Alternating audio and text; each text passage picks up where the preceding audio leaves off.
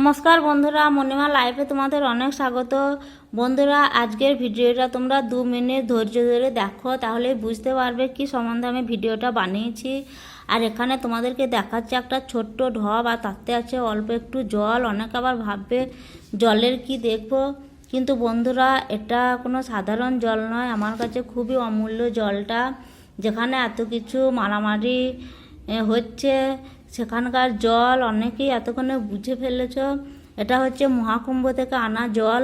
তো আমরা সবাই তো যেতে পারছি না কুম্ভের মেলাতে, তো আমি ভাবলাম আমাদের আশেপাশে সব দিদিরা গিয়েছিল, তাদের থেকে একটু জল চেয়ে নিয়ে আসি। আর আমি দিদির সঙ্গে একটু জল নিয়ে এসেছি, আর আমাকে 1 ঢপ জল দিয়েছিল। তাই এই জলটা আর ঘরের কিছু জল মিশিয়ে আমরা মা গঙ্গাকে স্মরণ করে স্নান করে নিয়েছি। এতে আমার মনটা খুব শান্তি হলো।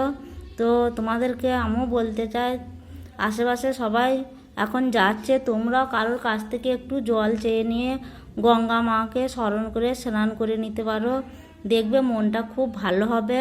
বন্ধুরা, আমি কিন্তু ঘরে বসে এরকম করে মন শান্তি করে মহাকুম্ভ স্নানটা সেরে ফেলেছি।